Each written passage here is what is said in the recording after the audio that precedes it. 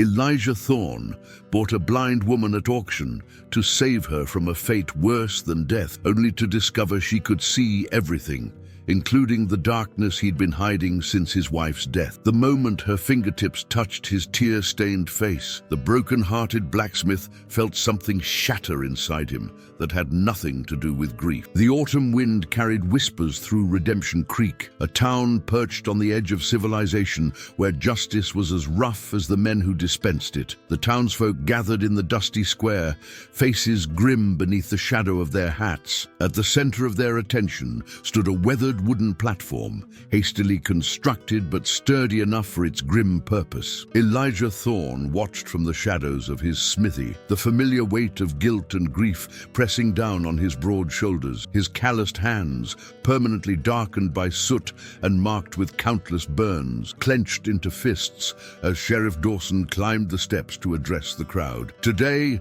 we auction what remains of the Morton wagon train party," Dawson announced, his voice carrying across the hushed gathering. 5 survivors. Proceeds go to the town treasury for their keep until claimed by kin. Elijah spat into the dirt. "Slave auction by any other name," he muttered, but not quietly enough. The blacksmith's neighbor, old Jeremiah Wells, glanced sideways at him. "Careful with that talk, Thorne. It's legal enough. Temporary custody until relatives come calling." "And if no one comes?" Elijah asked, already knowing the answer. Jeremiah shrugged. "Bad, then they work off their debt to the town. It's mercy, ain't it? Better than leaving them to starve." Elijah said nothing more, his eyes fixed on the platform where the first survivor stood, a boy no older than 12, trembling as bids were called out. Mayor Wilson's wife took him for $3, promising he'd be well treated in their kitchen. Next came 2 women, sisters by their look, sold together to the brothel owner for $11 total. Elijah's stomach turned. The 4th survivor was a man in his 50s, his arm badly mangled. Doc Sullivan bought him for $2, claiming medical interest in the injury, though everyone knew the doctor needed help digging graves. Then came the last survivor. The crowd shifted uncomfortably as Sheriff Dawson led her onto the platform. Unlike the others, her eyes were covered with a strip of black cloth. She moved with uncertain steps, her head held high despite her blindness. Her dress, once fine but now tattered and stained, suggested she was a woman of means before tragedy struck. "Last one," Dawson called out. "Woman, age about 25, blind, but healthy otherwise. Can't speak English far as we can tell. Found with this," he held up an ornate silver pendant. "I worth something, but we kept it as evidence. Might help identify her people if anyone comes looking." The crowd murmured. A blind foreigner was a burden, not an asset. "Starting bid at 50 cents, Dawson said, his voice tinged with resignation. Silence fell over the square. Even the wind seemed to pause. 50 cents, called a voice from the back. Elijah recognized Harlan Pike, owner of the Rusty Nail Saloon. Pike was known for taking in charity cases who mysteriously disappeared when they were no longer useful. 75, countered another voice. Wilhelm from the laundry. His hands were known to wander when delivering to the homes of unprotected women. Elijah felt something crack inside him. Before he realized what he was doing, his voice rang out clear and strong. $5. The crowd parted, heads turning toward the smithy. Elijah stepped forward, dust swirling around his boots. The look of surprise on Dawson's face might have been comical in another context. $5 from Thorne, the sheriff repeated, scanning the crowd for higher bids. Pike scowled. "The blacksmith's gone simple since his wife passed." $5 going once, Dawson called. Elijah felt eyes boring into him from all directions. The town hadn't seen him take interest in anything beyond his anvil in the 3 years since Sarah and their unborn child had died in the fever outbreak. "Going twice?" The blind woman turned her head, as if trying to locate the source of his voice. Despite the blindfold, Elijah felt seen for the first time in years. Sold to Elijah Thorne for $5. The crowd dispersed quickly, disappointed by the anticlimactic end to the spectacle. Elijah approached the platform and handed the coins to Dawson, who counted them with obvious surprise. "You sure about this, Thorne? She's blind as a cave bat, can't communicate, might be simple-minded too. She's a person, not livestock," Elijah replied, his voice rough from disuse. Dawson shrugged. "She's yours now. Do what you want." The sheriff guided the woman's hand to Elijah's arm. She flinched at the contact, but didn't pull away. Up close, Elijah could see that beneath the grime and fear, she possessed a delicate beauty that even hardship couldn't erase. "Let's go," he said gently, though he knew she couldn't understand. He guided her carefully down the steps, acutely aware of the townspeople watching from windows and doorways. The walk to his home behind the smithy was mercifully short. The woman moved tentatively beside him, her hand light on his arm, her other hand extended slightly forward to sense obstacles. Elijah opened his door and guided her inside the small, sparse cabin. The main room served as kitchen and living area, with a single bedroom partitioned off by a curtain. A neglected home for a neglected man, but it was clean at least. Sarah's influence lingered in that much. Elijah led the woman to a chair at his small table. "Ye sit," he said, gently pressing down on her shoulder. She understood the gesture and sat, her posture stiff and wary. For a long moment, Elijah simply stood there, the reality of what he'd done crashing over him. He'd brought a blind, foreign woman into his home on impulse, the first impulsive act since burying his family. "I'll make some tea," he said to fill the silence, moving to stoke the dying embers in the stove. As he worked, he found himself stealing glances at his new, ward, servant, guest. He had no idea what to call her or what to do with her. All he knew was that when he saw her standing blind and alone on that auction block, something long dormant had stirred within him. The woman sat perfectly still, only her fingers moving slightly as they explored the edge of the table. Her dark hair fell in tangled waves around her shoulders, and beneath the blindfold, her features remained tense. Elijah placed a cup of tea before her, guiding her hand to it. "It's hot," he warned uselessly. She sniffed the steam rising from the cup, then tentatively wrapped her fingers around it, seeming to welcome the warmth. "I don't know your name," Elijah said. "Mine is Elijah. Elijah Thorne." He touched his chest. "Elijah," the woman tilted her head, listening intently to his voice. After a moment, she raised her own hand to her chest. "Isabel," she said softly, her accent transforming the name into something musical. Elijah felt an unexpected smile tug at his lips. "Isabel," he repeated. For the first time, the woman, Isabel, offered the smallest of smiles in return. Outside, the autumn wind picked up, rattling the shutters of the small cabin. Inside, something equally powerful and unexpected stirred in the broken heart of the blacksmith. Neither of them could possibly know how their lives had just changed forever or the dangers that awaited them both. Dawn broke over Redemption Creek, pale light filtering through the single window of Elijah's cabin. He hadn't slept. Instead, he'd spent the night in his worn armchair, watching over the blind woman who now occupied his bed. Isabel had fallen into exhausted slumber almost immediately after he'd shown her to the bedroom, not even removing her tattered dress before collapsing onto the mattress. In the quiet hours of the night, Elijah had confronted the recklessness of his actions. $5, nearly a week's earnings, spent on impulse. And for what? A blind foreign woman who couldn't understand him, couldn't help around the smithy, couldn't even navigate his small home without assistance. Yet when he remembered the way the townspeople had looked at her, like wolves eyeing a wounded deer, he couldn't bring himself to regret his decision. A soft sound from the bedroom drew his attention. Isabel was awake, saying something in her language, a prayer perhaps, or a lament. Elijah rose stiffly from the chair, his joints protesting after the long night. "Good morning," he called softly, approaching the curtain that separated the rooms. "Are you hungry?" When no response came, he gently pulled the curtain aside. Isabel sat upright on the bed, her blindfold still in place, her head turned toward the sound of his voice. Her hands gripped the quilt tightly, knuckles white with tension. "Food," Elijah said, miming the act of eating. "Breakfast."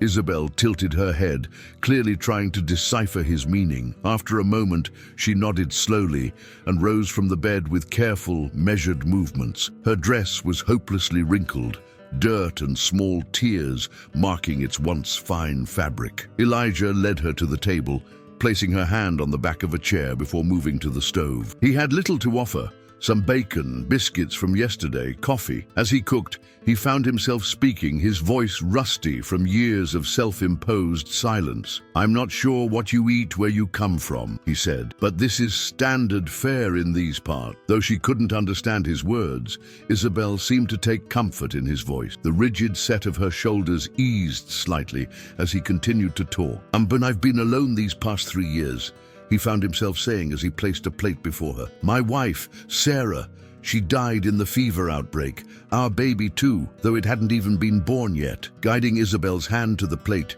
he showed her where each item was located. "Bacon here, biscuit here, cup of coffee here. Careful, it's hot." Isabel explored the plate with tentative fingers before picking up a piece of bacon. She sniffed it cautiously, then took a small bite. A look of surprised appreciation crossed her face, and she took another, larger bite. Elijah found himself smiling as he sat across from her with his own plate. "Not so different after all, are we?" After breakfast, the practical concerns of their arrangement couldn't be ignored any longer. Isabel needed clean clothes, a bath, and Elijah needed to open his smithy for the day's work. "Wait here," he told her, placing her hand on the table to anchor her.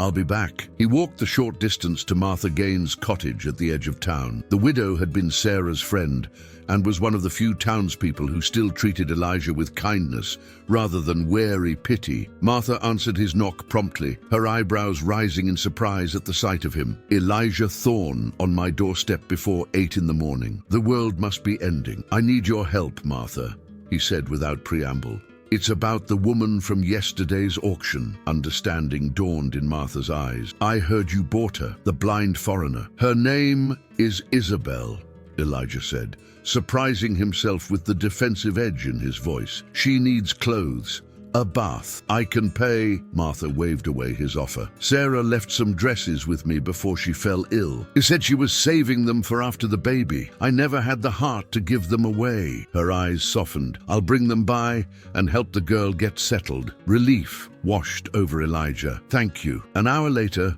Martha arrived at his cabin with a bundle of clothes and a determined expression. She shooed Elijah out to his smithy, assuring him she would take care of everything. The familiar routine of the forge welcomed him back, stoking the fire, checking his tools, preparing for the day's commissions. The methodical work had been his salvation after Sarah's death, the one thing that kept him from following her to the grave. Today, however, his thoughts kept straying to the cabin and its new occupant. Mid-morning brought an unexpected visitor. Sheriff Dawson leaned against the doorframe of the smithy, watching Elijah hammer a piece of red-hot iron. "Didn't expect to see you open for business today," Dawson remarked when Elijah paused his work. "Figured you'd be occupied with your new purchase." Elijah set down his hammer with deliberate care. "Mrs. Gaines is helping her get settled," Dawson nodded. "That's what I came to talk about. There's been some talk around town, people wondering what possessed you to pay good money for a blind foreigner." "My business is my own," Elijah replied, turning back to his work. "Ordinarily, I'd agree," Dawson said, stepping further into the smithy. "But this is different. That woman was part of the Morton wagon train. Massacre survivors are rare. The army's interested in anyone who might have seen what happened." Elijah paused. "She's blind, Dawson. She couldn't have seen anything." "Maybe not, but she might have heard something.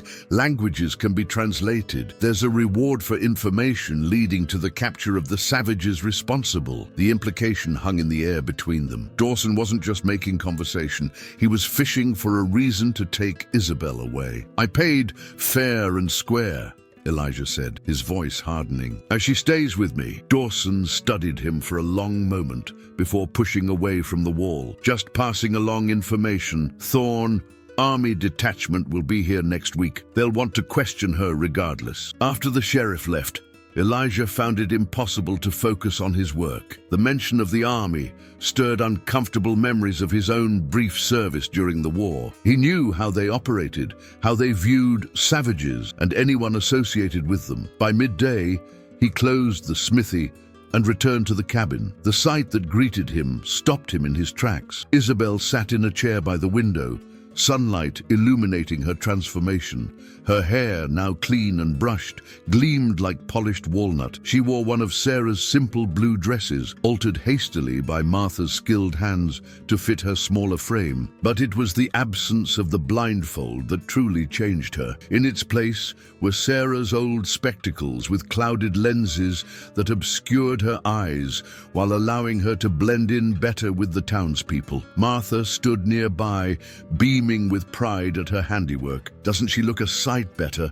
Poor thing was filthy, but she's quite lovely underneath it all." Elijah could only nod, a strange tightness in his chest. Isabel turned toward the sound of his entrance, her head tilted in that questioning way she had. "Elijah," she said, his name still awkward on her tongue but unmistakable. "She's been practicing your name," Martha explained.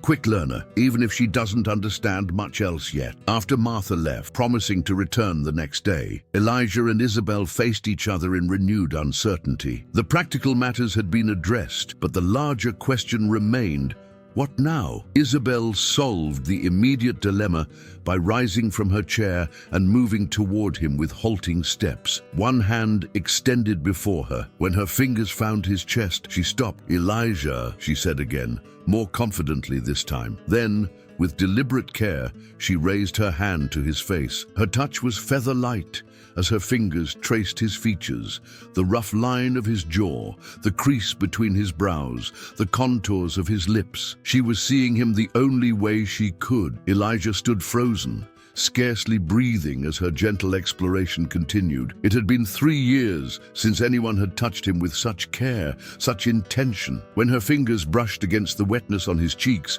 he realized he was crying. Isabel's fingers stilled against Elijah's wet cheek, a small furrow appearing between her brows. Slowly, she withdrew her hand and raised it to her own face, touching her eye, and then extending her fingers toward him again, a question in the gesture. "Yes?"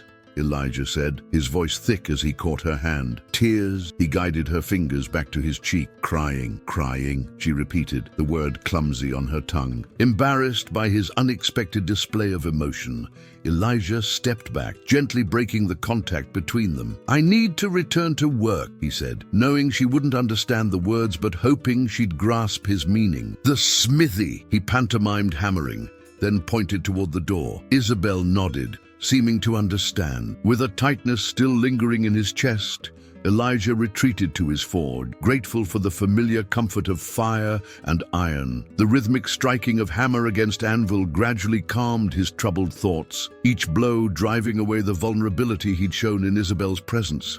He worked through the afternoon, filling an order for horseshoes from the livery and repairing a broken plow blade for Jeremiah Wells. The physical labor kept his mind occupied, though not enough to prevent him from checking on the cabin every hour or so, making sure Isabel was safe. Each time, he found her in a different position, sitting by the window, carefully exploring the small bookshelf or running her hands over the simple furniture. She was mapping his home in her mind, creating a picture she could navigate without sight. As the sun began to set, Elijah closed the smithy and returned to the cabin, carrying a paper-wrapped package from the general store. Isabel stood near the stove, one hand resting on the counter beside it, her head turning at the sound of his entrance. "I brought supper," he said, unwrapping the package to reveal bread, cheese, and dried apples. He hadn't cooked a proper meal since Sarah died. The routine of preparing food for another person felt like a forgotten language. Isabel's nose twitched at the scent of the food, and she smiled, a real smile that transformed her face, softening the wariness that had become her constant expression.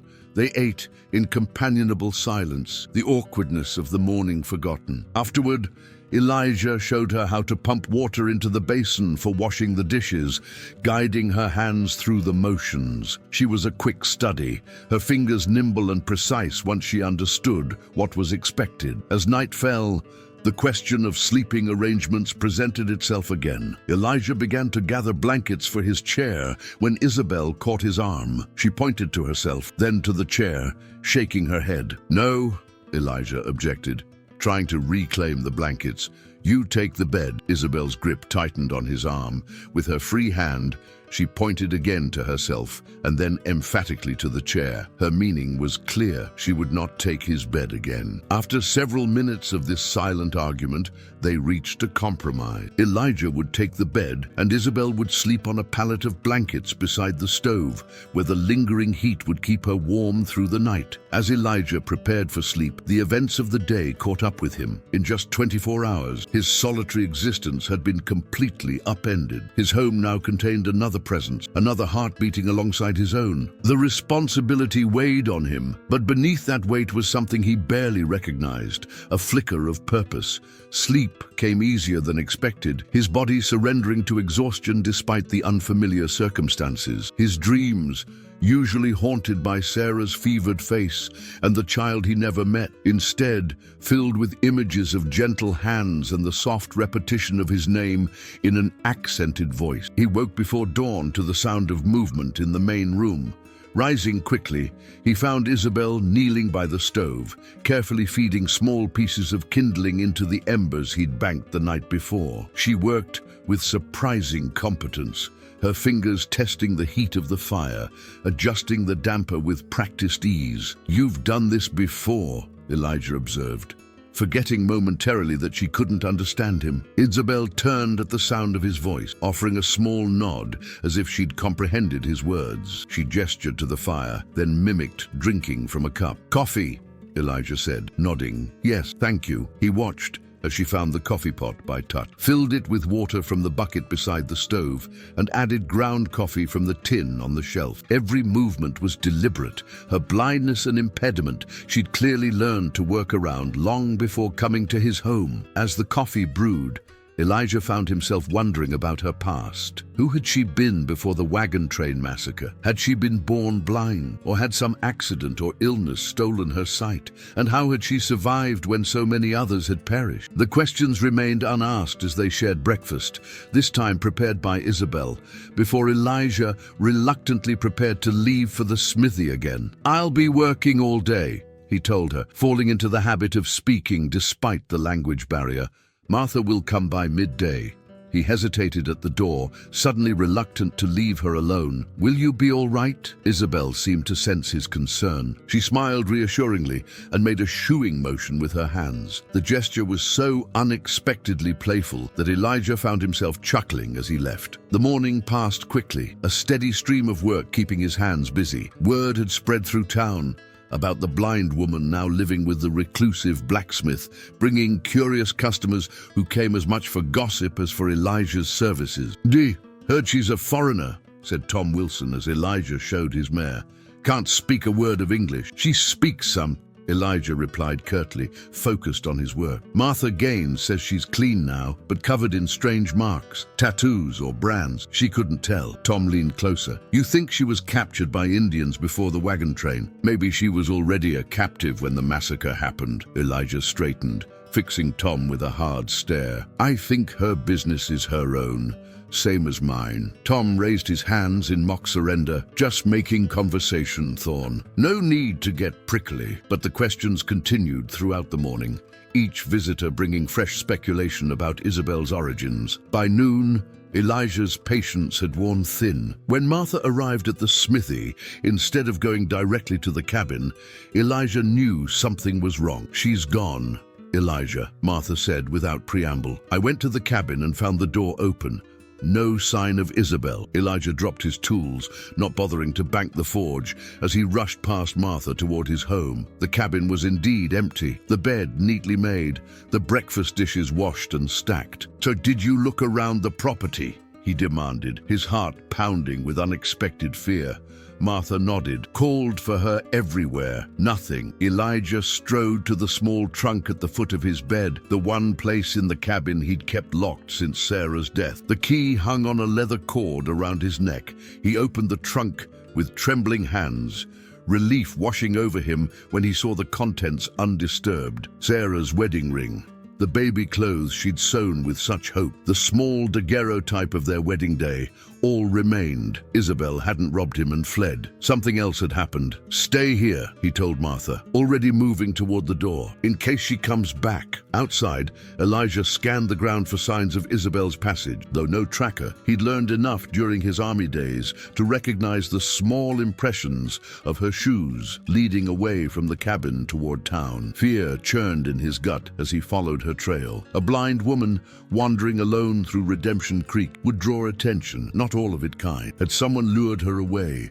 Had she simply grown tired of his silent company and sought her own path? The trail led him straight to the town square, where a crowd had gathered around the same platform where he'd first seen her. Pushing his way through the onlookers, Elijah froze at the sight before him. Isabel stood on the platform, her clouded spectacles removed, revealing eyes the color of rain clouds, not unseeing as he'd assumed, but fixed with eerie precision on Sheriff Dawson, who stood before her with the silver pendant they'd found on her dangling from his hand. And she was speaking, not in broken English or a foreign tongue, but in clear, perfect English that carried across the silent square. "I said, 'My name is Isabel Morton, and I want to know what you've done with my family's bodies.'" The silence that followed Isabel's declaration was absolute, as if the entire town held its breath. Elijah stood frozen among the crowd, the ground seeming to shift beneath his feet. The woman he'd thought helpless and foreign now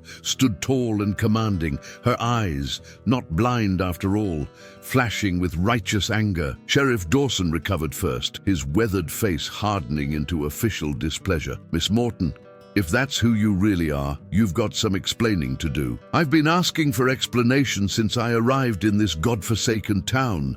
Isabel shot back, her refined accent marking her as educated Eastern. "Instead, I was drugged, blindfolded, and sold like cattle." Murmurs rippled through the crowd. Elijah felt eyes turning toward him, the weight of accusation in their stares. "That's a serious accusation," Dawson said, his hand drifting toward his gun belt. "Who exactly do you claim drugged you?" Isabel's gaze swept the crowd, coming to rest on Doc Sullivan, who stood near the front, his face pale beneath his beard. "Your town doctor administered a tincture he claimed would help with shock. Instead, it left me disoriented and unable to communicate clearly. When I began to recover, I realized my situation and played along until I could understand what had happened to my family." The crowd's murmurs grew louder. Doc Sullivan took a step backward, bumping into Mayor Wilson. "Now," Isabel continued, her voice carrying clearly across the square, "I want answers. The Morton wagon train was my family's enterprise. My father, Charles Morton, led it. My mother and 2 younger brothers traveled with us, along with 23 other individuals. I want to know where their bodies are buried, and I want to know why survivors were sold rather than given proper care." Elijah pushed through the last row of onlookers, stepping into the open space before the platform. Isabel's eyes found him immediately, her expression unreadable. "Miss Morton," Mayor Wilson called, hurrying forward. "There's been a terrible misunderstanding. We had no idea of your identity. The survivors were incoherent, injured. We simply sought to provide care in the most practical way possible. By selling us," Isabel's voice dripped with disdain, "how convenient that the proceeds went to the town treasury rather than to our care." The mayor sputtered, looking to Sheriff Dawson for support. The lawman stepped forward, still holding the silver pendant. "If you're really Isabel Morton, you can describe this," he challenged, holding up the necklace. "It's a silver locket containing a miniature portrait of my mother and a lock of my father's hair," Isabel replied without hesitation. "The inscription on the back reads, 'Semper Fidelis,' always faithful, our family motto. It was a gift from my father on my 21st birthday." Dawson's expression soured as he reluctantly handed the pendant to her. Isabel opened it with practiced ease, revealing exactly what she'd described. Elijah watched the exchange with a growing sense of betrayal. The woman who had touched his face with such gentleness, who had drawn tears he thought long dried up, had been deceiving him from the moment she entered his home. As if sensing his thoughts, Isabel looked directly at him. "Mr. Thorne, she acknowledged, her voice softer. "I owe you an explanation as well." Before she could continue, a commotion at the edge of the square drew everyone's attention. A group of uniformed men on horseback approached. The army detachment Dawson had mentioned arrived ahead of schedule. Their leader, a captain with a trim mustache and hard eyes, dismounted and strode toward the platform. "I'm Captain James Reynolds, 7th Cavalry. We received word of survivors from the Morton massacre. I need to speak with them immediately." Mayor Wilson hurried to intercept him. "Captain, what a fortunate coincidence. This is Miss Isabel Morton herself." Reynolds looked up at Isabel, his expression shifting from professional interest to something more personal. "Miss Morton, Charles Morton's daughter.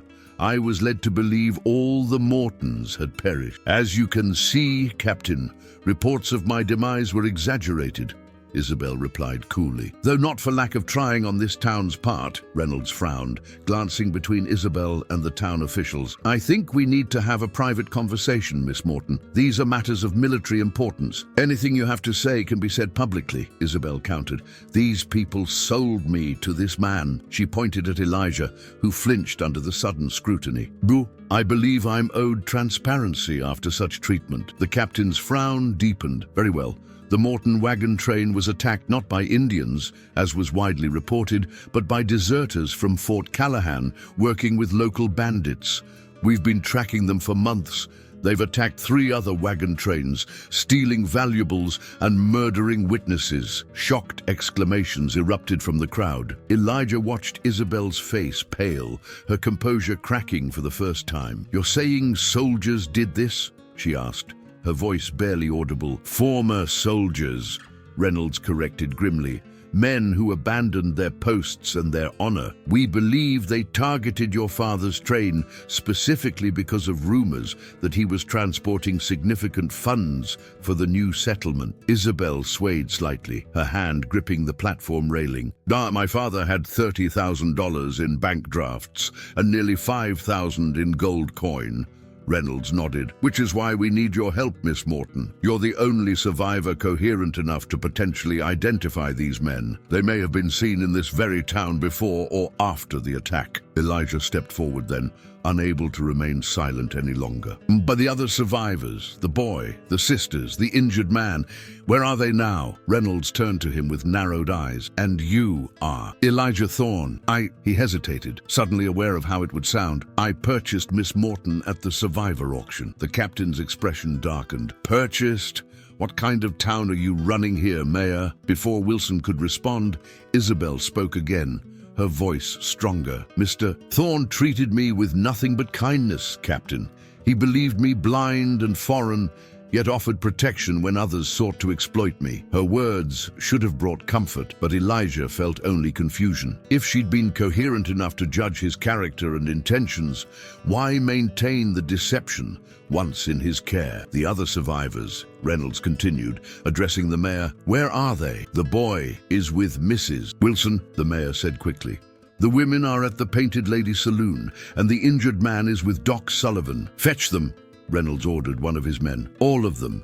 Now." As the soldier departed, Reynolds turned back to Isabel. "Miss Morton, I understand this is difficult, but I need to know everything you remember about the attack and the men responsible." Isabel straightened her shoulders, composure returning. "I'll tell you what I know, Captain, but first I want your assurance that the remains of my family will be properly recovered and buried, and that this town will be held accountable for its treatment of survivors." "You have my word on the first," Reynolds replied. "As for the town's actions, that will require investigation." Throughout this exchange, Elijah stood silent, feeling increasingly out of place. The woman he'd begun to care for, perhaps even to love in some broken, hesitant way, was a stranger to him. Wealthy, educated, connected to military and government officials, Isabel Morton inhabited a world far removed from his simple existence. As if reading his thoughts again, Isabel looked down at him from the platform. "Mr. Thorne, would you be kind enough to accompany me? Despite appearances,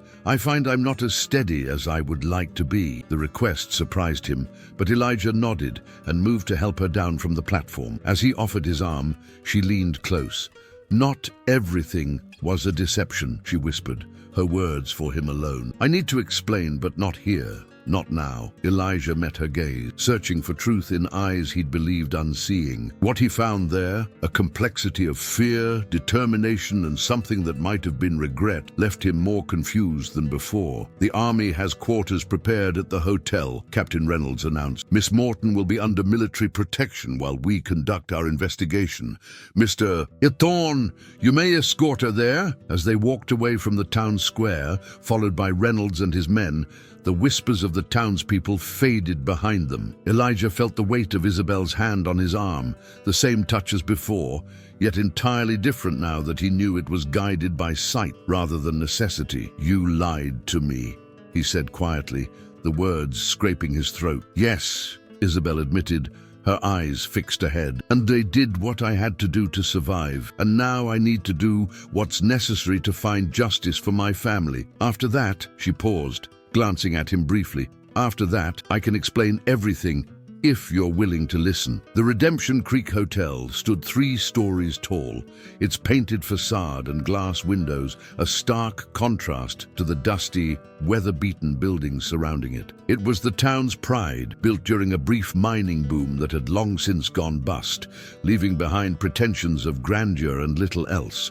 Elijah had never set foot inside. His world consisted of the smithy, his cabin, and occasionally the general store. Now he found himself in the hotel's ornate lobby, feeling conspicuously out of place with his soot-stained clothes and calloused hands. "Mr. Thorne," Captain Reynolds said, breaking into his thoughts, "I appreciate your assistance, but we'll take charge of Miss Morton from here." Before Elijah could respond, Isabel tightened her grip on his arm. "I would prefer Mr. Thorne remain with me, Captain.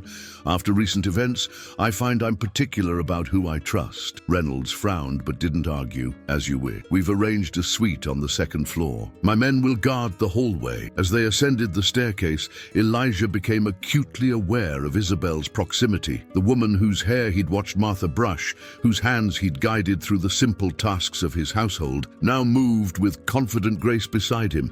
No hesitation, no tentative steps. Her deception had been flawless. The suite consisted of a sitting room with adjoining bedroom and private bathing area, luxuries Elijah had almost forgotten existed. Captain Reynolds stationed himself by the door, while a soldier lit the lamps against the gathering dusk. "I'll send up some food," Reynolds said. "We'll begin formal questioning in the morning, Miss Morton. I suggest you rest tonight." After the soldiers departed, leaving them alone for the first time since the revelation in the town square, the silence between Elijah and Isabel grew heavy with unspoken questions. "You can go if you wish," Isabel said finally, removing her clouded spectacles and setting them aside. "I've imposed on your kindness enough." Elijah remained standing, his hat clutched awkwardly in his hand. "Why?" The single word contained multitude.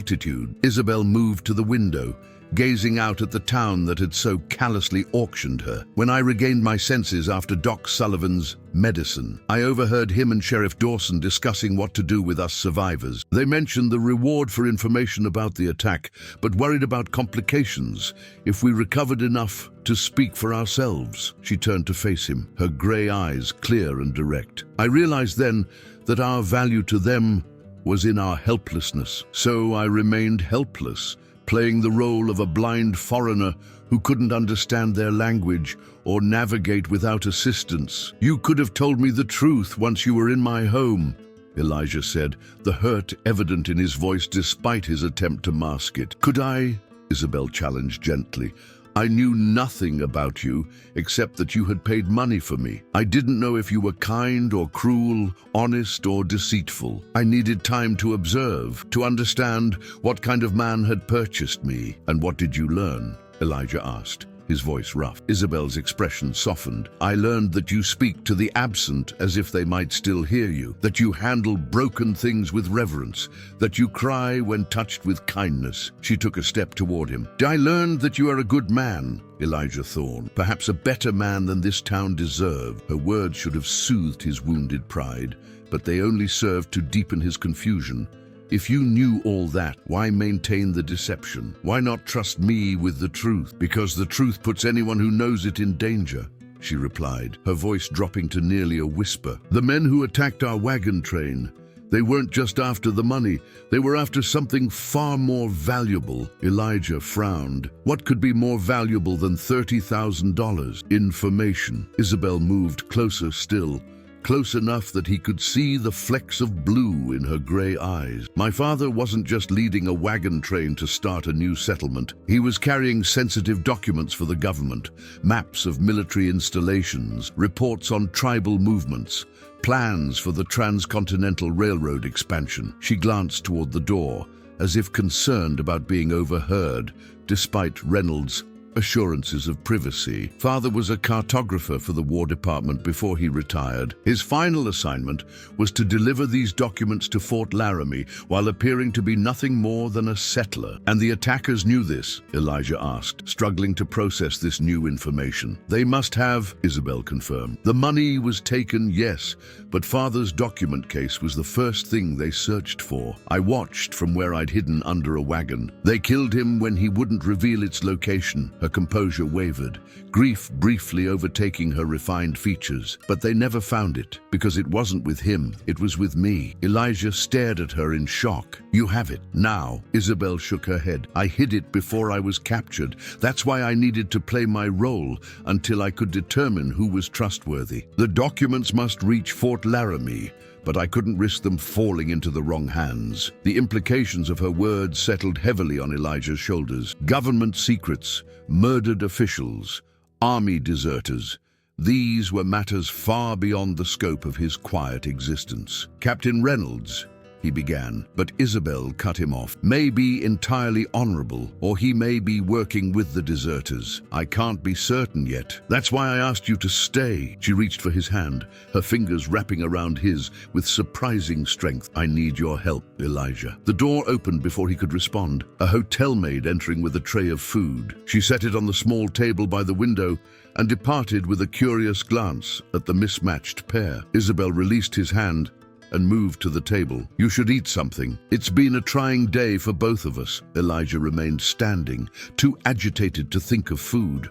"You're asking me to get involved in something dangerous, something that's already gotten your family killed?" "Yes," she acknowledged, her directness startling him. "I am asking a great deal of you, more than I have any right to. But I believe you're a man who understands duty and honor. Those documents could affect the lives of thousands. Soldiers, settlers, natives, they must reach the right hands." She poured 2 cups of coffee from the pot on the tray, the domestic gesture at odds with the gravity of their conversation. "If you wish to walk away, I won't think less of you.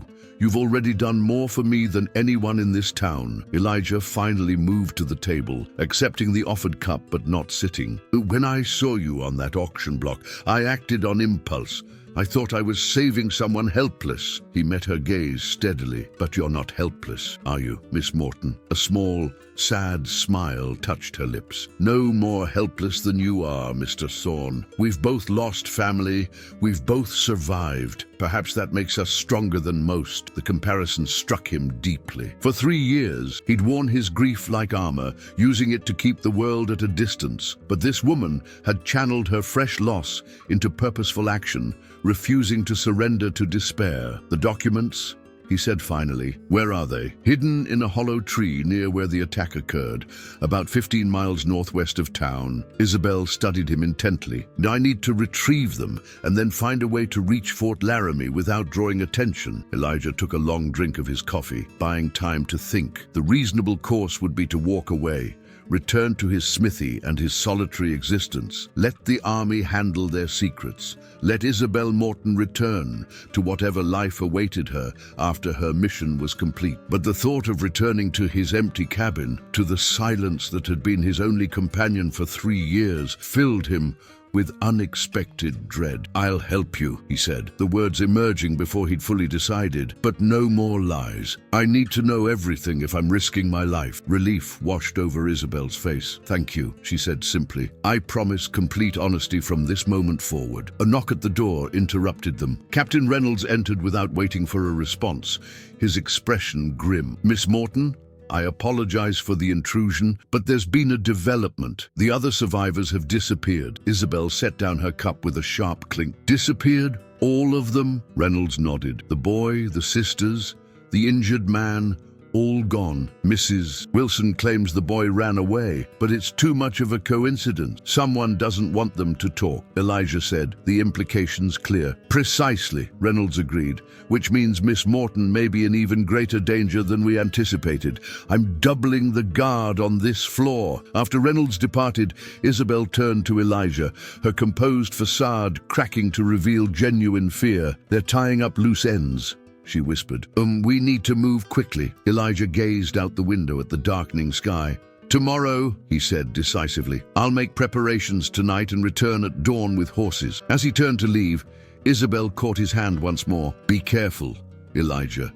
Trust no one. Their eyes met in perfect understanding. Whatever deceptions had brought them together, they now faced a common enemy and a shared purpose. Dawn, he repeated, squeezing her hand briefly before departing. Outside the hotel, the evening air carried the scent of coming rain. Elijah walked through the quiet streets toward his smithy, his mind racing with plans and precautions. He had committed himself to a dangerous course, yet strangely, he felt more alive than he had in 3 years. Behind him, in the second-floor window of the hotel, Isabel Morton watched his retreating figure, her hand pressed against the glass, her expression a complex mixture of gratitude and guilt for drawing this broken-hearted blacksmith into her desperate mission. Midnight found Elijah in his smithy, the forge cold and dark. By the light of a single lantern, he cleaned his old service revolver, a relic from his brief time in the army. The weapon had remained wrapped in oilcloth at the bottom of his trunk since Sarah's death, along with memories he'd preferred to keep buried. The gun felt both familiar and foreign in his hands, as he loaded the chambers and secured it in a holster that had molded itself to his body years ago. Beside it, he placed a hunting knife, a canteen, jerky, and hardtack, enough provisions for 2 days' ride. A soft knock at the smithy door startled him. Hand moving instinctively to the revolver, he called out, "Who's there?" "It's Martha," came the quiet reply. "Let me in, quickly." Elijah unbolted the door, ushering the widow inside before securing it again. Martha's face was drawn with worry, her normally neat appearance disheveled. "They came to my house," she said without preamble. "Sheriff Dawson and 2 men I didn't recognize. They were asking questions about you and the Morton woman." Elijah's jaw tightened. "What kind of questions?" "What you'd said about her.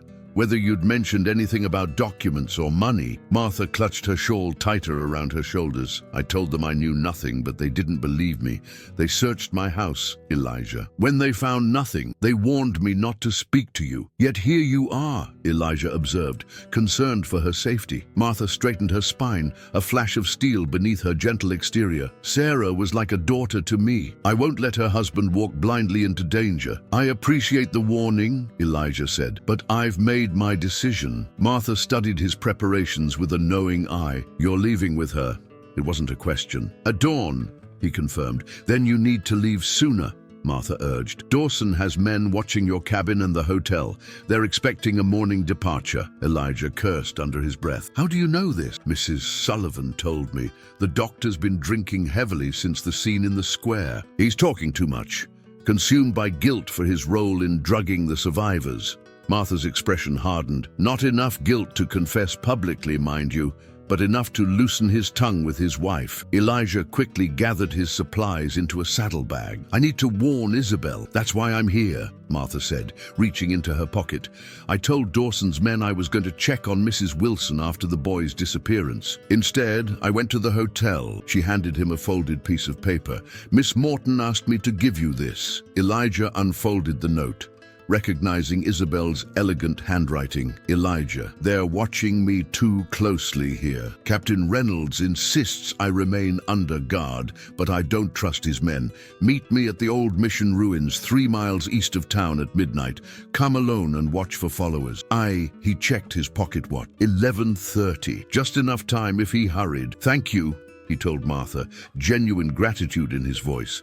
You're taking a risk coming here. Martha waved away his concern. I'm an old woman with nothing to lose. Besides, it's about time something interesting happened in this godforsaken town. A smile briefly lightened her features. Your Sarah would approve, you know. She always said you had too much heart to live alone forever. The mention of his wife sent a familiar pang through Elijah's chest, but it was duller now, tempered by new purpose. I need to go. Take the back path, Martha advised. And Elijah? She caught his arm as he turned to leave. Be careful who you trust. Even Miss Morton. Elijah nodded, though he kept his thoughts to himself. Trust was a luxury in short supply, but his instincts told him Isabel's desperation was genuine. Her fear, real. Whatever game was being played in Redemption Creek, she was as much a pawn as he was. He slipped out the back of the smithy into the alley behind, leading his horse quietly through the shadow. The town slumbered around him, windows dark except for the saloon and the hotel. Following Martha's advice, he avoided the main streets, instead winding through back alleys and service paths until he reached the edge of town. Once clear of the buildings, he mounted and set off at a canter toward the east, the horse's hooves muffled by the damp earth. Storm clouds obscured the moon, casting the landscape in deep shadow, good for concealment, but hazardous for navigation. The mission ruins appeared as a jagged silhouette against the horizon, the remains of a failed attempt to convert the local tribes before the wars drove them further west. Stone walls still stood in places, creating a labyrinth of broken arches and crumbling chambers open to the sky. Elijah approached cautiously, dismounting 100 yards away and securing his horse in a stand of scrub oak. He drew his revolver and advanced on foot, every sense alert for signs of an ambush. Isabel, he called softly as he entered the ruins, his back pressed against a wall. Movement flickered in his peripheral vision. He turned sharply, revolver raised, only to find Isabel emerging from the shadows, a dark cloak wrapped around her shoulders. She had exchanged her dress for men's trousers and a loose shirt, her hair tucked under a wide-brimmed hat. "Tut, you came," she said, relief evident in her voice. "I wasn't sure you'd get my message." "Martha brought it," Elijah explained, holstering his weapon. "She says Dawson has men watching the hotel and my cabin.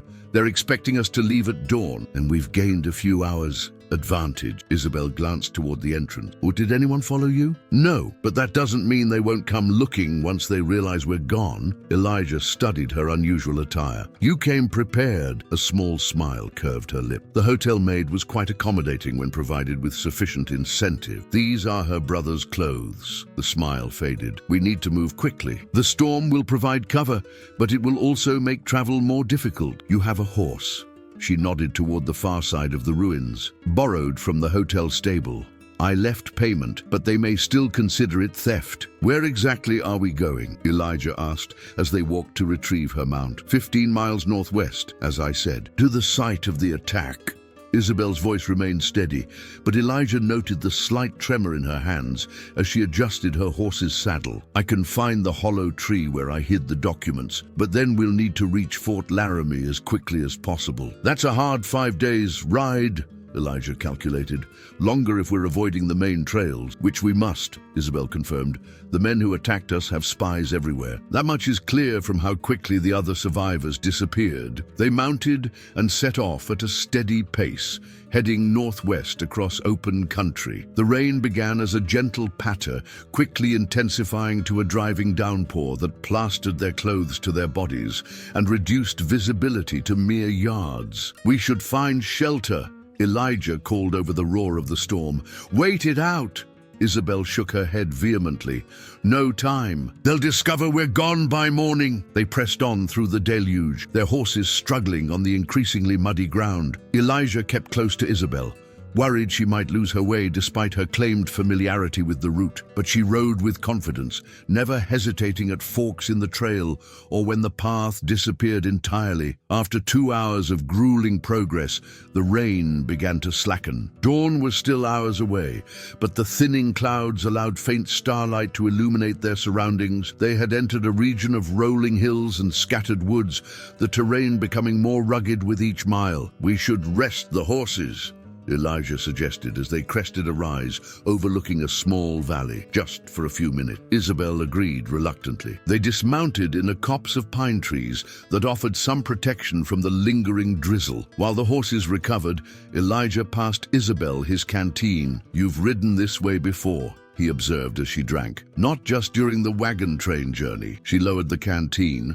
wiping her mouth with the back of her hand, a surprisingly unrefined gesture for a woman of her background. "My father taught me to navigate by the stars from childhood. He said a cartographer's daughter should never be lost." "That's not what I meant," Elijah pressed. "You know this specific route too well for someone who traveled it only once with a wagon train." Isabel regarded him for a long moment, as if deciding how much to reveal. "You're right," she admitted finally.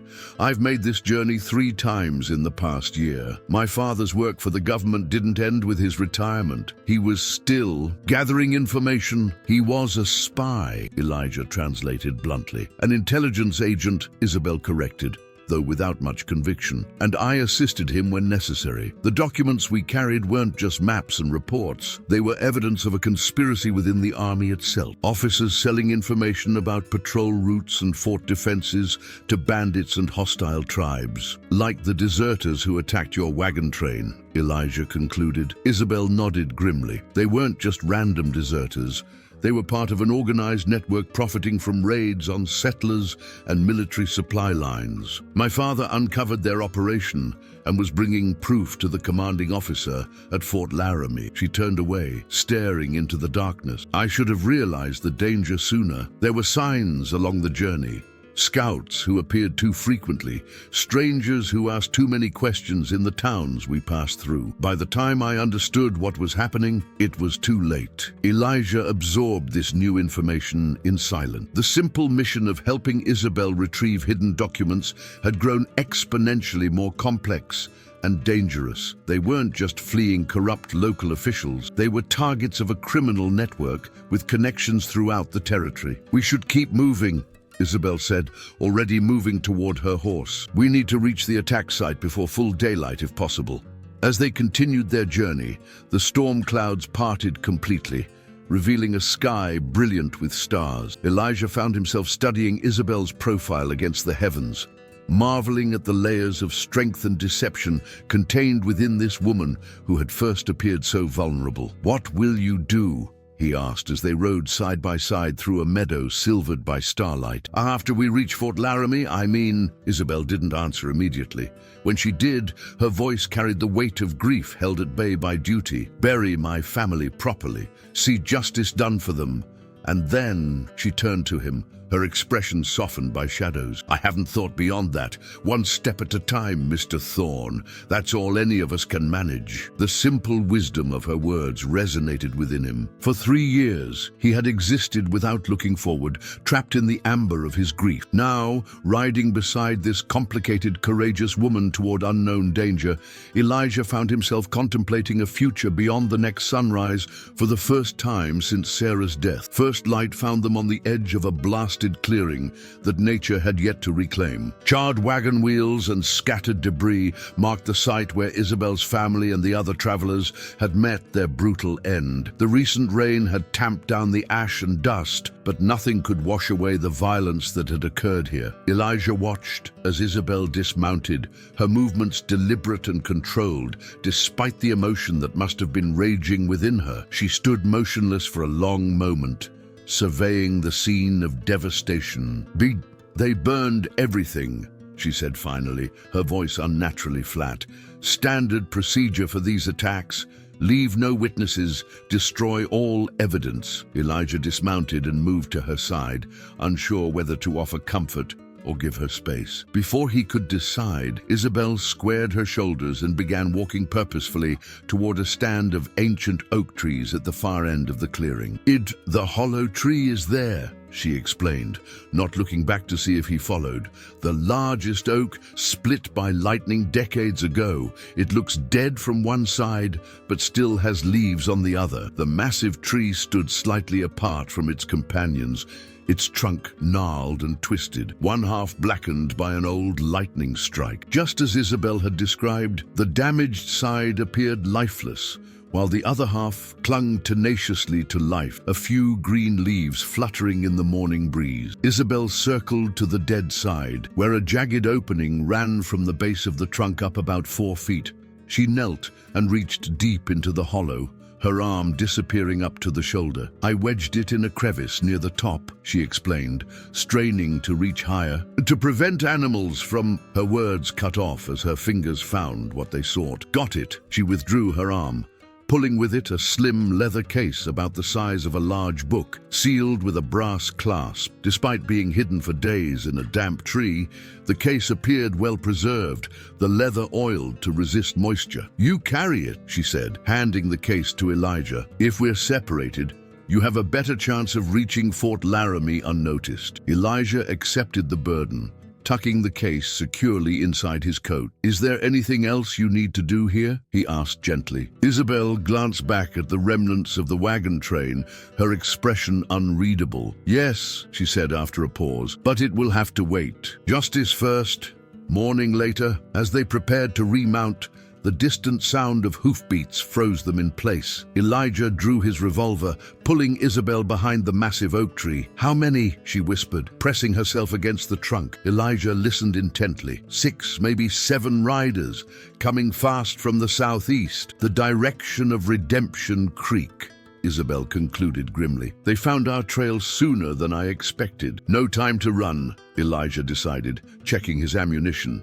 "Too exposed on the open ground. We'll have to hide." He scanned their surroundings quickly, looking for defensible positions.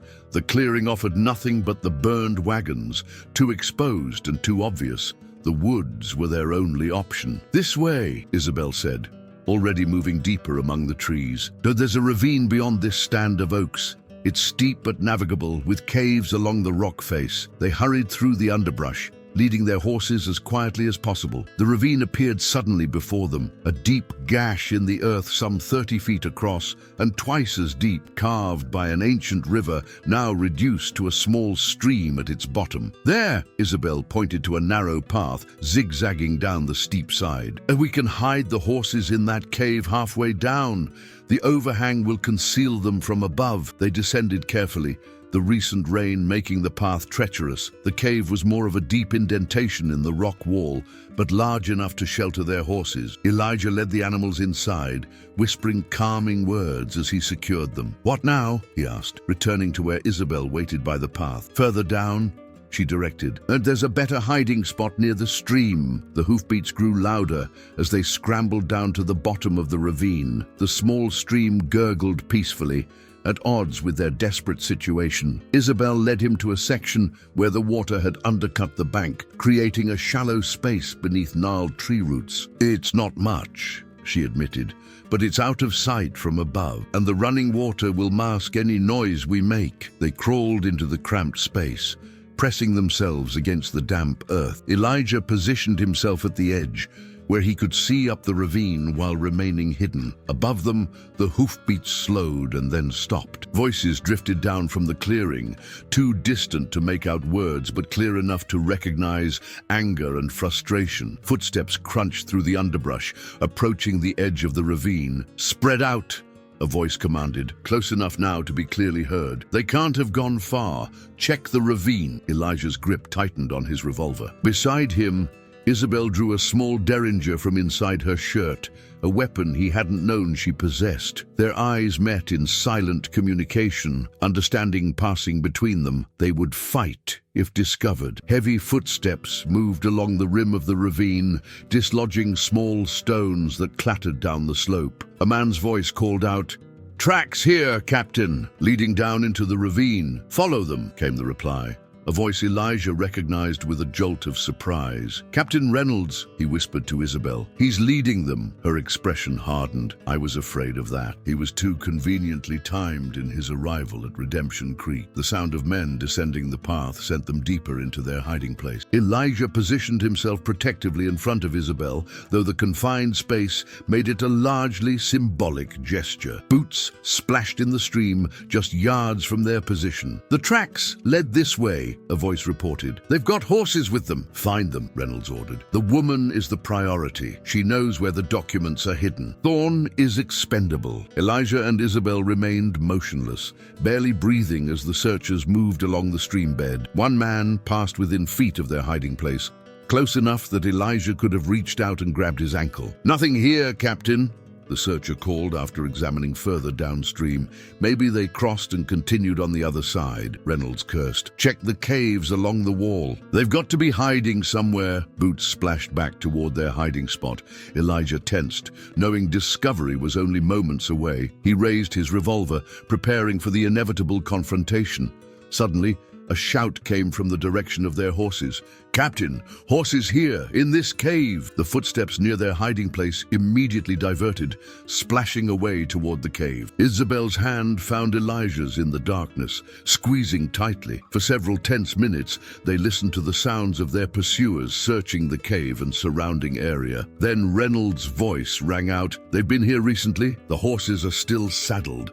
Fan out and search every inch of this ravine. They can't have gone far on foot." The search intensified, men calling to each other as they examined every potential hiding place along the ravine. It was only a matter of time before they were discovered. Isabel leaned close, her lips nearly touching Elijah's ear. "The stream," she whispered, barely audible even at this proximity. "It widens about a quarter-mile downstream. There's a fallen tree that forms a bridge across to the other side. If we can reach it." Elijah nodded his understanding. Their only chance was to slip away while the searchers were concentrated on the caves. They waited until the voices moved further up the ravine, then slowly, painfully slowly, extracted themselves from their hiding place. Keeping low and using the undercut bank as cover, they began to edge their way downstream, moving through shallow water to avoid leaving tracks. Each step required careful placement to prevent splashing. Each breath was measured against the fear of discovery. They progressed by inches,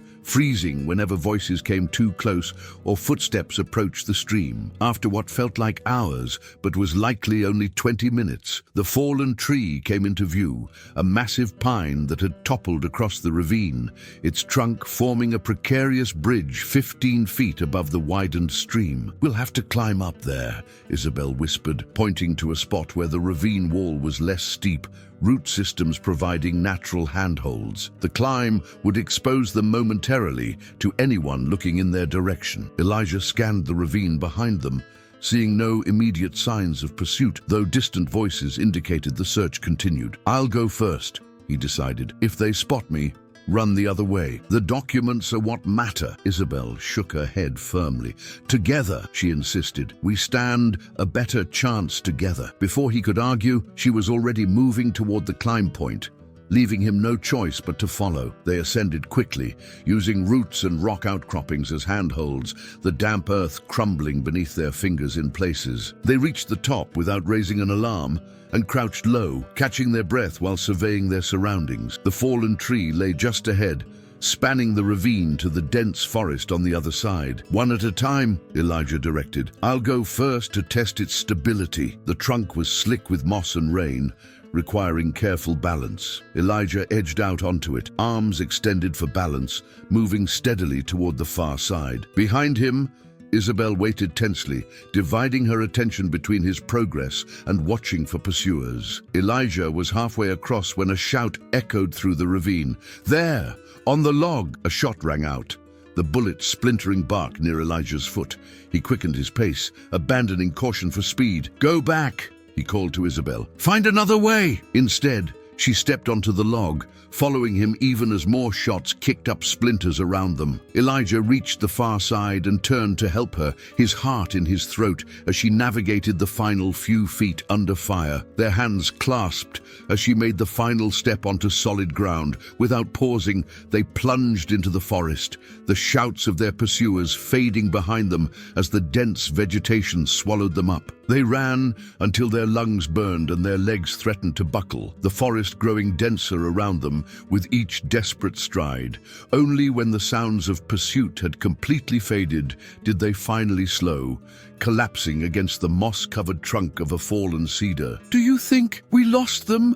Elijah gasped, his breath coming in ragged bursts. Isabel shook her head, too winded to speak immediately. When she could finally draw enough breath, she managed, "Not for long. Reynolds knows these woods. He'll have men circle around." The implications settled heavily between them. With their horses captured and Reynolds' men likely to establish a perimeter, their options were severely limited. "How far to Fort Laramie from here?"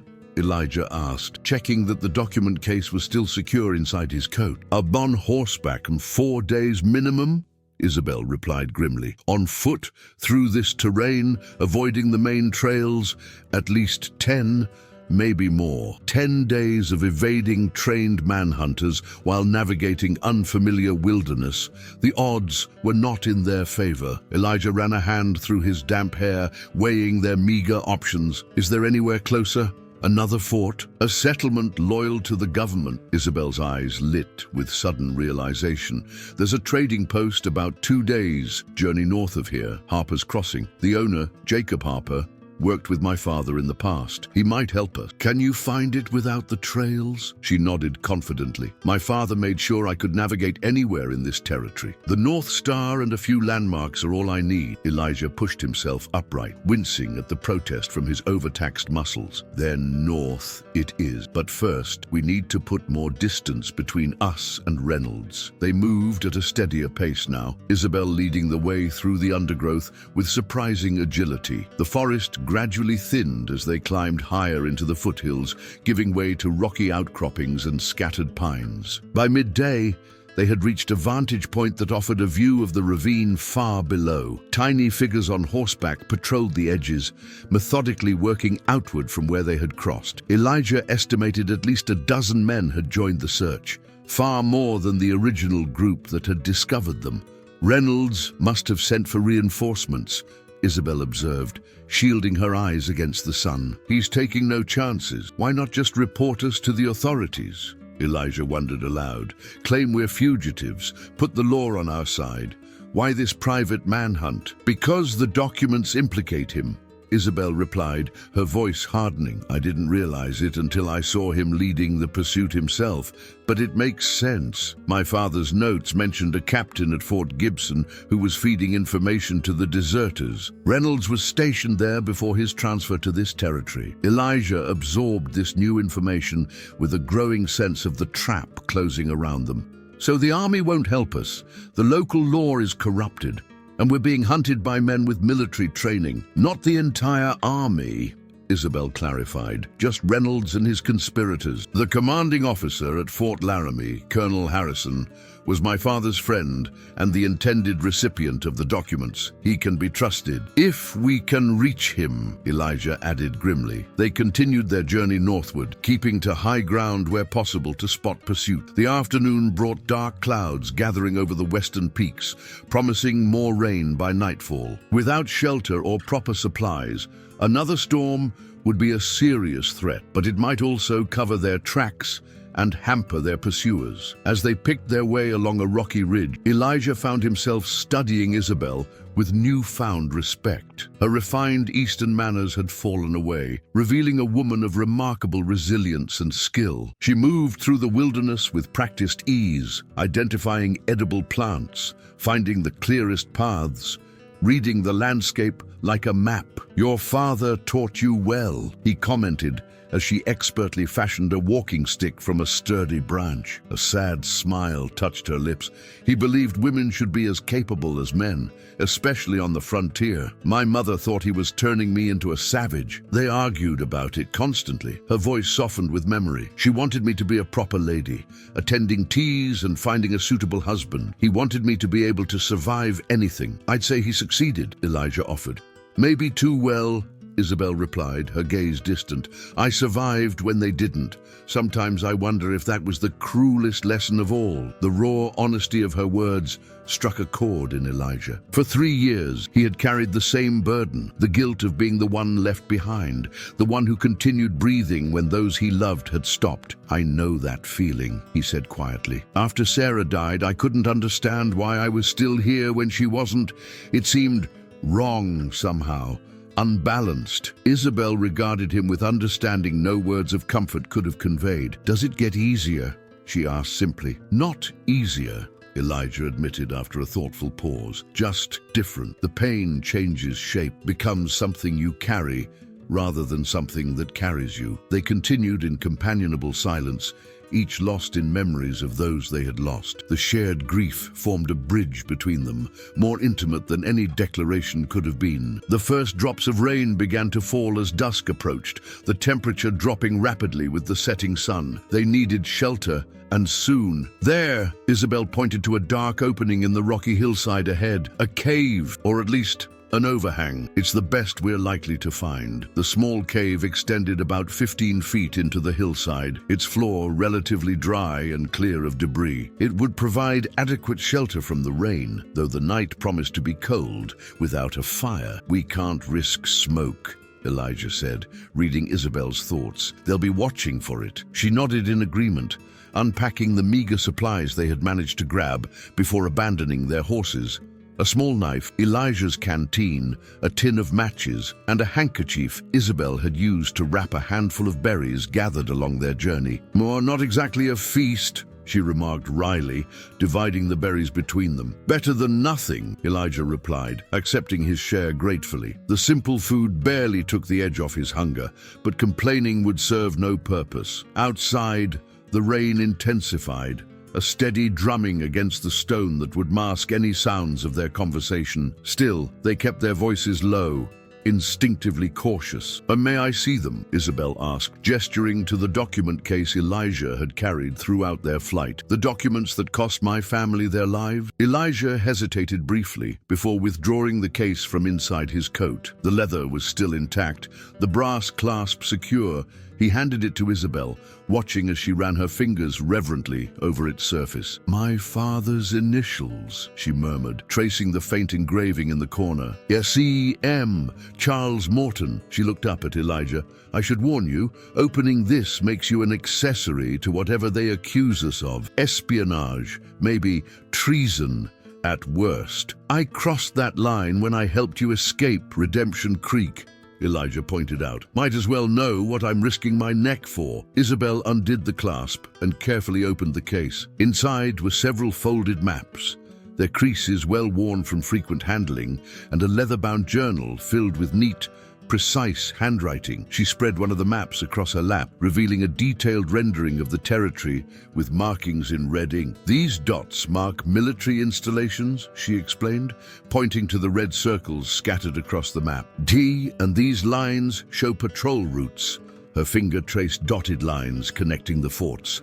The dates in the margins indicate when the information was verified. She opened the journal next, flipping through pages filled with names, dates, and notations. "This is my father's evidence, records of meetings, payments, the names of co-conspirators. Reynolds is mentioned several times, along with at least 3 other officers and a dozen civilians." Elijah leaned closer, examining the intricate web of corruption documented in Charles Morton's meticulous hand. "This goes beyond a few deserters robbing wagon trains," he observed grimly.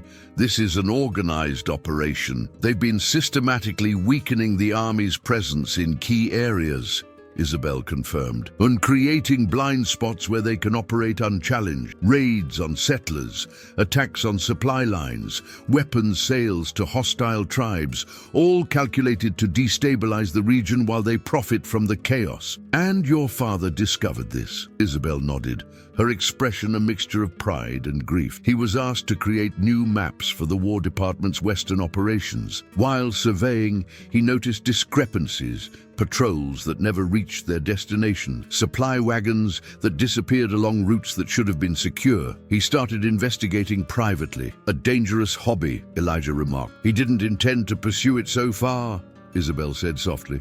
"But once he understood the scope, he couldn't turn away. Some wrongs must be righted, no matter the cost," he used to say. The rain continued to fall outside their shelter, the growing darkness making the maps and journal difficult to read. Reluctantly, Isabel refolded the documents and secured them in the case once more. "We should try to rest," she suggested, handing the case back to Elijah. "We have a long journey ahead, with no blankets or bedrolls." They were forced to rely on each other for warmth. Isabel settled against the cave wall, and after a moment's hesitation, Elijah sat beside her, their shoulders touching. "I'm sorry about your family," he said quietly. "Your father sounds like an honorable man." "He was," Isabel replied, her voice thick with unshed tears. "And I'll see his work completed, whatever it takes." She turned to face him, their features barely visible in the darkness. "Thank you, Elijah, for believing me, for helping me. You didn't have to." "Maybe I did," he answered softly. "Maybe this is what I've been waiting for without knowing it." In the darkness of the cave, with rain drumming outside and danger stalking the wilderness around them, something shifted between them, a recognition that transcended the circumstances of their meeting, the deceptions and revelations that had brought them to this moment. Isabel's hand found his, their fingers intertwining with a certainty that required no words. And for the first time in 3 years, Elijah's heart beat with a purpose beyond mere survival. Dawn broke with reluctant gray light filtering through the steady rain. Elijah woke first, momentarily disoriented by the unfamiliar weight against his shoulder. Isabel slept fitfully beside him, her head having come to rest against him during the night. Dark smudges beneath her eyes spoke of exhaustion, barely alleviated by their brief respite. He remained still, unwilling to disturb her hard-won sleep. The previous day's flight had taken its toll on both of them, but Isabel had pushed herself beyond ordinary endurance. Grief and determination driving her forward when her body must have begged for rest. Outside, the rain continued unabated, a mixed blessing that both hindered their progress and obscured their trail. Elijah's thoughts turned to their pursuers. Reynolds was no fool. He would have men watching the obvious routes north, particularly along the creek valleys that offered easier passage through the rugged terrain. Isabel stirred, her eyes opening directly into his. For a moment, neither spoke, the intimacy of their position registering fully in the grey morning light. "You should have woken me earlier," she said finally, straightening away from him with a wince. "We need to keep moving. The rain's still heavy," Elijah observed. "Might be wiser to wait until it eases." Isabel moved to the cave entrance, studying the sodden landscape beyond. "Reynolds won't wait," she replied grimly, "and neither can we." They gathered their meager supplies in silence, the practicalities of survival temporarily overshadowing the connection that had grown between them during the night. The document case was carefully secured inside Elijah's coat, protected from the elements by an additional layer of oilcloth torn from his saddlebag before they'd abandoned their horses. The journey resumed under sheets of relentless rain, their progress slowed by muddy slopes and swollen streams. Isabel led them along ridgelines where possible, avoiding the valleys where men on horseback could move more easily. By midday, they were both soaked to the skin and chilled to the bone, their breath forming clouds in the unseasonably cold air. "There should be a trapper's cabin near here," Isabel said, as they paused beneath a cluster of pines, offering minimal shelter. "My father marked it on his maps, an emergency waypoint about a half-day's journey from the main trail. Might be watched," Elijah cautioned. "Possibly," she acknowledged. But we need to dry out and warm up, or hypothermia will finish what Reynolds started." The risk was justified. They altered their course slightly, heading toward a small valley nestled between 2 steep ridges. The cabin, when they finally spotted it through the curtain of rain, was little more than a crude shelter. 4 walls of rough-hewn logs with a sagging roof and a single small window. They approached cautiously, circling the structure at a distance to check for signs of recent occupation. Finding none, Elijah crept closer to peer through the grimy window while Isabel kept watch. "Empty," he reported, returning to her side. "Looks abandoned for the season. Trappers probably won't return until fall." Inside, the cabin was spare but sound, the roof leaking in only one corner. A stone fireplace dominated the far wall, with a small stack of firewood beside it, left by the previous occupants for the next visitors, following the unwritten code of frontier hospitality. "We can risk a small fire," Isabel decided, assessing the solid chimney. "The rain will disperse the smoke, and this valley is deep enough that the light won't be visible from the ridges." While Elijah built the fire, Isabel explored the cabin's meager contents: a rough-hewn table, 2 stools, a narrow cot with a straw mattress, and a few shelves holding basic supplies. A dusty trunk yielded unexpected treasures: a threadbare blanket, a dented pot, and several strips of dried meat wrapped in waxed paper. Pemmican, she identified, sniffing the preserved food. Still good, high in fat and protein, exactly what we need. The fire caught quickly, the dry wood crackling cheerfully in defiance of the dismal weather outside. They hung their sodden outer garments on a rope strung near the hearth, then huddled close to the flames, allowing the blessed heat to seep into their chilled bodies. The pemmican, shared equally between them, tasted better than any fancy restaurant meal. They ate slowly, savoring each bite of the concentrated nourishment, washing it down with fresh rainwater collected in the dented pot. 2 more days to Harper's Crossing, Isabel said, studying a small portion of one of her father's maps that she'd copied onto a scrap of paper before they left the cave. And if the rain stops by morning, we can make good time across the high meadows here. Her finger traced a route that skirted the main trails while avoiding the most difficult terrain. And if Harper helps us, Elijah continued, we could reach Fort Laramie within a week. If, Isabel emphasized, Jacob Harper was my father's friend, but friendship has its limits when armed men come asking questions. We can't be certain of his loyalty until we're face to face. The fire popped and hissed, sending sparks up the chimney. Outside, the rain began to slacken, transitioning from downpour to steady drizzle. The immediate crisis of cold and wet had passed, leaving them in a moment of relative calm, a dangerous luxury that invited reflection. What will you do? Isabel asked suddenly. After we reach Fort Laramie and deliver the documents, will you return to Redemption Creek? The question caught Elijah off guard. He had been so focused on immediate survival that he'd given little thought to what would come after. Return to Redemption Creek, to his smithy and his solitary existence. The prospect held no appeal. I don't know, he admitted. There's nothing for me in Redemption Creek now. Even if Reynolds is exposed, I'd still be the man who helped a fugitive escape. Some folks have long memories for such things. You could start over somewhere else, Isabel suggested. A skilled blacksmith is welcome in any frontier town. Elijah stared into the flames, considering possibilities he hadn't allowed himself to contemplate for years. What about you? After you've seen justice done for your family? Isabel was quiet for a long moment. I have family in Boston, my mother's sister. She wrote after my parents announced the wagon train venture, begging us not to go west, said it was madness to leave civilization for the savage frontier. A bitter smile curved her lips. I suppose she was right, in a way. You could return east, Elijah said, ignoring the hollow feeling the thought created in his chest. Resume the life you had before. The life I had before died with my family, Isabel replied softly. Means I can't go back to Boston society, to teas and balls and mindless gossip.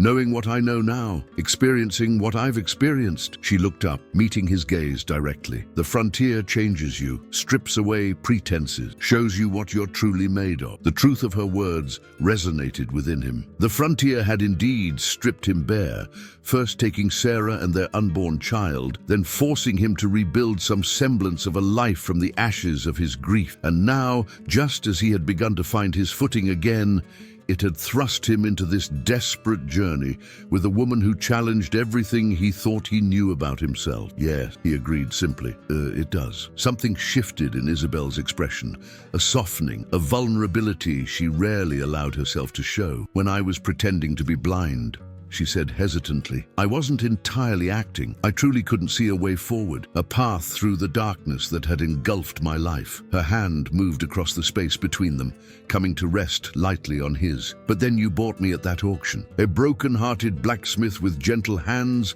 and a house full of ghosts. Elijah turned his hand beneath hers, their palms meeting, fingers intertwining. We're quite a pair, he observed with a wry smile. The spy's daughter and the grieving smith, running for our lives through the wilderness. Is that all we are? Isabel asked, her voice barely audible above the crackling fire. Before Elijah could answer, a sound outside the cabin froze them both, the unmistakable whinny of a horse, followed by the low murmur of men's voices. They moved as one, extinguishing the fire with the pot of remaining water, gathering their still damp outer garments, and securing their few possessions. The voices drew nearer, at least 2 men approaching the cabin. Elijah pointed silently to the small window on the cabin's side wall, furthest from the approaching voices. Isabel nodded her understanding. The window was narrow, but would accommodate them if they squeezed through. He helped her up first, supporting her weight as she wriggled through the opening and dropped silently to the ground outside. The document case passed next. Then Elijah followed, his broader shoulders scraping painfully against the rough wood frame. They crouched beneath the window, listening as the cabin door creaked open. Heavy boots thumped on the wooden floor, followed by a man's voice. Not Reynolds, but one of his soldiers. "Someone's been here recently. Ashes still warm. Could be trappers," another voice suggested. "In this weather, not likely. Check outside. I'll search in here." Elijah gestured urgently toward the dense underbrush at the edge of the clearing. They would have to make a run for it and hope the steady rain would mask their movement. On his silent count of 3, they sprinted across the open ground, heads low, feet splashing through puddles. They had almost reached the tree line when a shout went up behind them. There, 2 runners at the edge of the clearing. A shot rang out, wide of its mark, but close enough to send bark flying from a tree trunk near Isabel's head. They plunged into the forest, abandoning stealth for speed, brambles tearing at their clothes as they crashed through the undergrowth. Behind them, more shouts and the sounds of pursuit, men crashing through the brush, horses whinnying in agitation. They ran blindly, the plan of following the ridgelines temporarily abandoned in favor of immediate escape. The ground began to slope steeply downward, becoming treacherously slick in the rain. Elijah caught Isabel's arm as she started to slide, steadying her briefly before losing his own footing. They half ran, half slid down the muddy incline, fighting for control of their descent as the voices of their pursuers grew more distant above them. At the bottom of the slope, they found themselves on the bank of a river, swollen with rainwater, its current swift and dangerous. The water stretched at least 30 yards across, with no visible ford or bridge. "We can't cross that," Elijah said, staring at the churning brown water. "We have to," Isabel countered grimly. "They'll expect us to follow the bank, looking for a crossing. It's our only chance to break the pursuit." Before he could argue further, she was already wading into the shallows, gasping as the frigid water rose to her knees, then her waist. Elijah cursed under his breath and followed, the icy current stealing his breath as it surged around him. They pushed into deeper water, fighting to maintain their footing on the slippery riverbed. When the water reached their chests, the current grew too strong to resist. Isabel looked back at him, a silent question in her eyes. Elijah nodded grimly.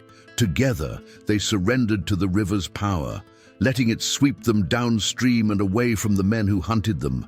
The river's merciless current swept them downstream, tumbling them through churning rapids and spinning eddies. The cold seeped into their bones, numbing limbs and clouding thoughts. Elijah fought to keep his head above water, one hand clutching the document case secured inside his coat, the other reaching desperately for Isabel whenever the violent water brought them close. Time lost meaning in the battle against drowning. Minutes or hours could have passed before the river's fury finally began to subside, the current slowing as the channel widened and deepened. Elijah's feet scraped against a gravel bar, giving him precious purchase. He lunged sideways, catching Isabel's arm as she swept past, his grip iron tight despite his exhaustion. Together they dragged themselves toward the northern bank, collapsing on the muddy shore, coughing up river water and gasping for breath. They lay side by side, too spent to speak, simply confirming each other's survival with intertwined fingers.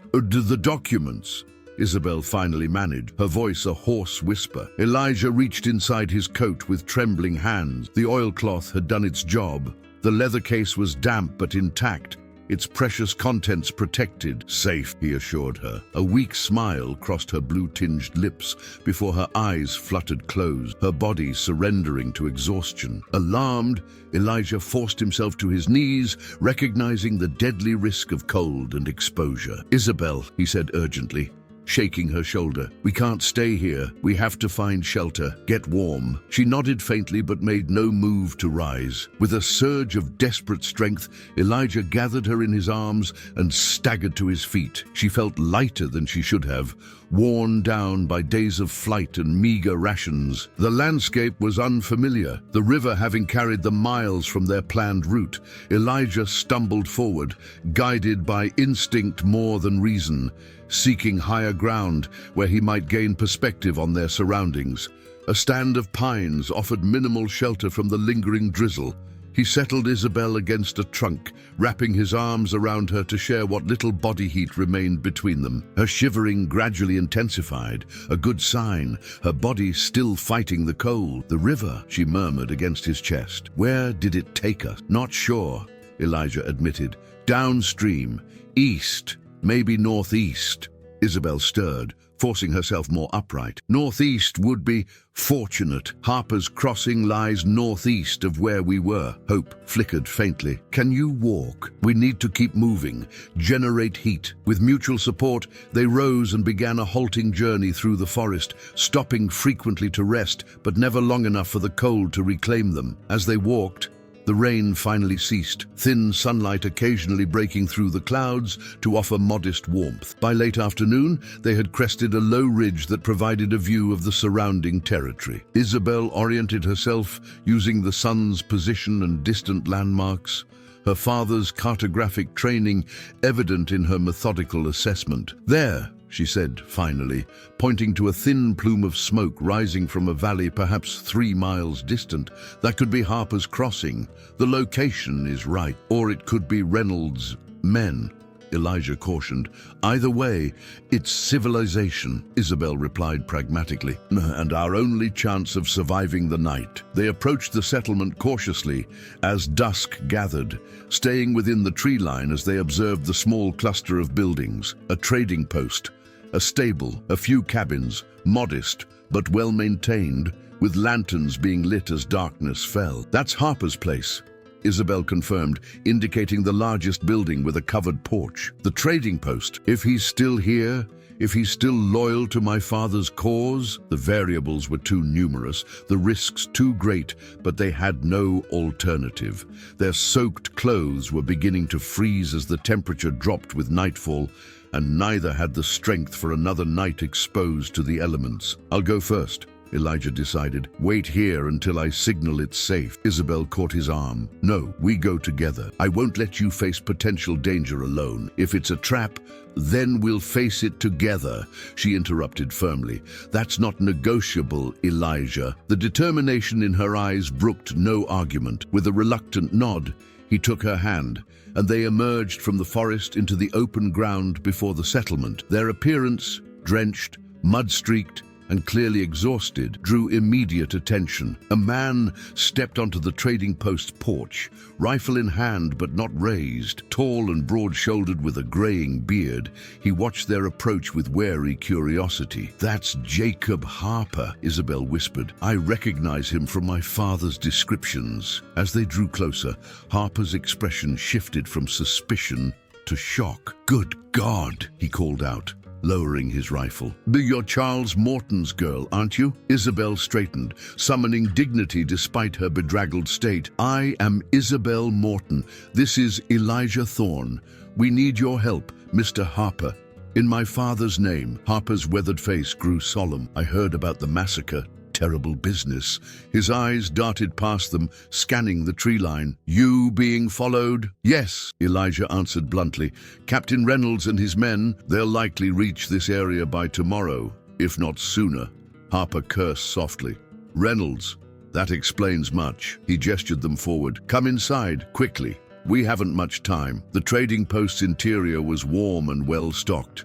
The rich scents of coffee, tobacco, and leather, a stark contrast to the wild places they had traversed. Harper locked the door behind them and led them to a back room where a hearth blazed. "And get those wet clothes off before you catch your death," he ordered, pulling blankets from a chest. "I'll find you something dry." Once they were settled before the fire in borrowed garments, Elijah in Harper's spare clothes, Isabel in a dress that had belonged to Harper's late wife, their host brought hot coffee laced with whiskey and a hearty stew that they devoured with barely restrained desperation. "Now," Harper said when they had eaten their fill. "Tell me everything." Elijah produced the document case, laying it on the table between them. Charles Morton's final report. Evidence of a conspiracy within the army, with Captain Reynolds at its center. Harper's expression grew grave as Isabel recounted the events since the wagon train massacre, her drugging at the hands of Doc Sullivan, the auction where Elijah had purchased her, their discovery of the documents, and their subsequent flight. "Reynolds and his men have been eliminating witnesses," she concluded. "The other survivors from our wagon train have already disappeared. We're the only ones left who can testify to what happened and deliver my father's evidence." Harper studied the documents carefully, his frown deepening as he absorbed their contents. "This is worse than even your father suspected," he said finally. "But the corruption reaches further than we thought, all the way to officers at Fort Laramie itself." "Colonel Harrison is compromised?" Isabel asked, dismayed. "Not Harrison," Harper clarified, "but his second-in-command, Major Williams. According to these notes, he's been Reynolds on contact at the fort for over a year." The implications settled heavily between them. Their destination, their supposed safe haven, harbored enemies within its walls. Then where can we take these?" Elijah asked, gesturing to the damning evidence. "Who can be trusted?" Harper considered the question, absently stroking his beard. "There's a federal marshal in Cheyenne, Samuel Grant, incorruptible and with direct lines to Washington. Your father mentioned him as a last resort if Harrison couldn't be reached. Cheyenne is at least a week's journey from here," Isabel noted, discouragement evident in her voice. Not necessarily," Harper countered, moving to a large map mounted on the wall. "There's a Union Pacific spur line being built through Pine Ridge, just 2 days' ride south of here.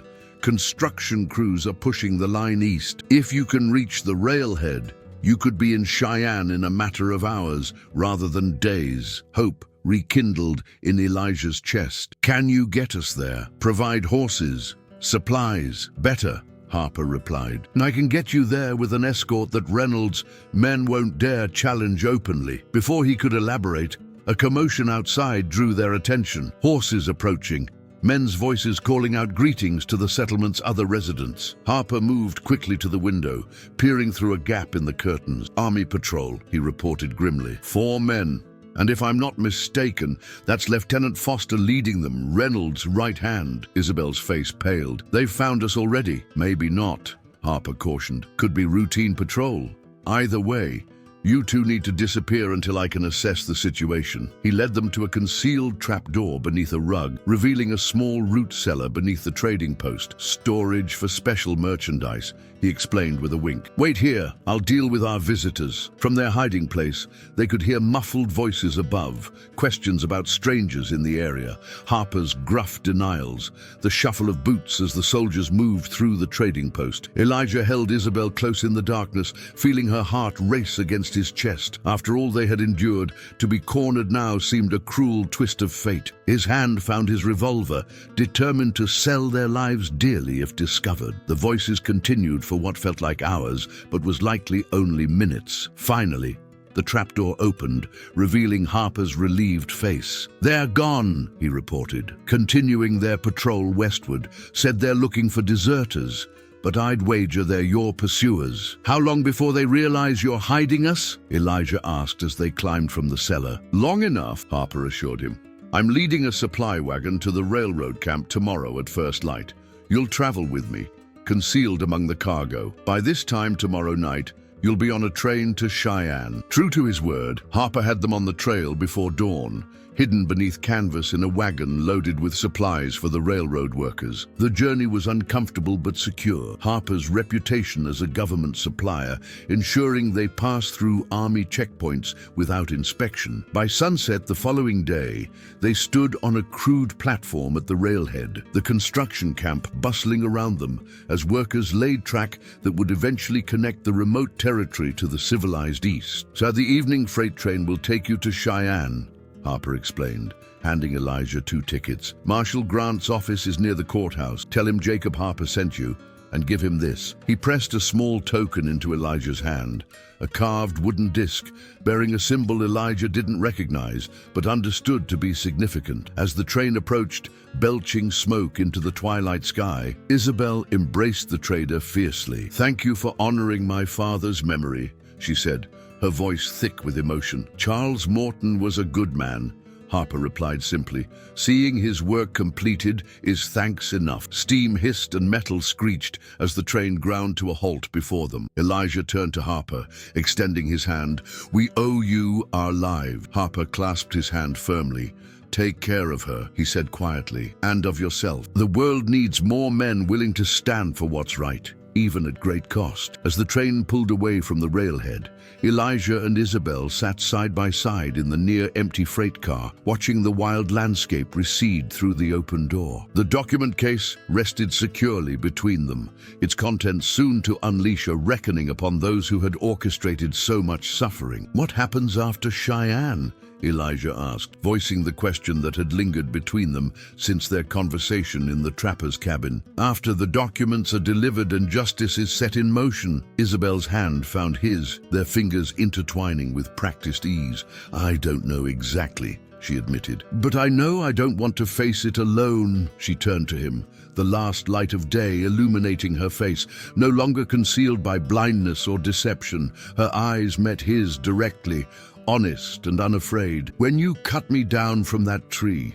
she said softly, "everything changed. For both of us, I think." Elijah nodded, understanding the truth of her words in his very bones. When he had purchased a blind woman at auction, he'd been acting on impulse, perhaps seeking redemption for failures he could never undo. Instead, he had found something unexpected, a future worth fighting for, a heart capable of feeling more than grief. "Yes," he agreed simply. Everything changed. As the train carried them towards Cheyenne and the justice they sought, the broken-hearted blacksmith and the woman who had taught him to see beyond his pain gazed forward together, their story far from over, but irrevocably changed by the touch of hands, the sharing of burdens, and the courage to begin again,